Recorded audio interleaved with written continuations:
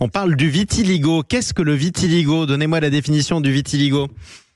Le vitiligo, c'est une maladie donc dermatologique qui consiste à avoir des zones de dépigmentation, c'est-à-dire que on perd la couleur de peau par tache de façon donc subite et sans cause apparente en tout cas.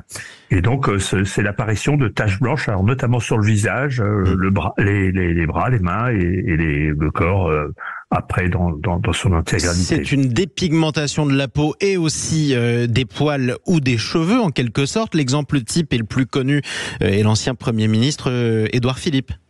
Tout à fait, oui, mais c'est déjà une phase de la maladie un petit peu différente, qui est moins fréquente, hein, la trichose, qui fait que la perte de colorant se fait aussi au niveau des cils, des sourcils et des cheveux et de la barbe. Alors comment ça se traite? Est-ce que c'est grave et comment ça se traite?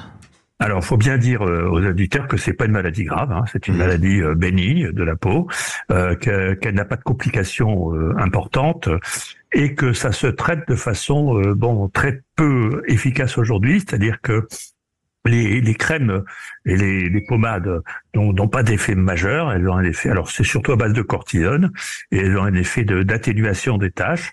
Et la seule, le traitement immunosuppresseur, parce que c'est une maladie auto-immune, donc c'est l'organisme qui fabrique des anticorps et a plus de risques que la maladie elle-même, donc il est très peu utilisé. Et enfin, le traitement par voie photosensible, c'est-à-dire qu'on irradie les taches avec des UVB qui permettent d'avoir un effet assez positif sur les taches. Absolument, et ça c'est quand même utile.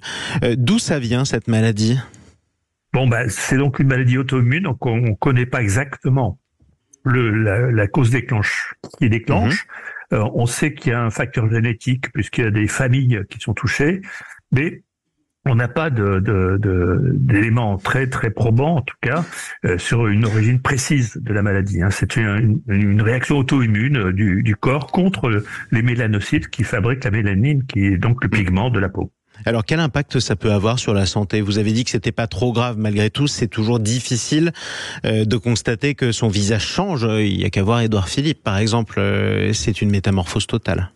Tout à fait. Alors le principal problème, donc il n'y a pas de complications organiques ou infectieuses ou autres, mais la principale complication est une complication d'ordre neurologique, enfin psychique, plus exactement relationnel, puisque certaines personnes ont du mal à accepter leur apparence et c'est assez embêtant parce que ça peut entraîner des syndromes dépressifs assez sévères aussi. Donc c'est la seule complication entre guillemets, c'est l'apparence de la maladie. Exactement, et c'est pour ça qu'il faut pas hésiter à en parler malgré tout pour pas que ça n'ait trop d'impact. Merci Roger Ruat.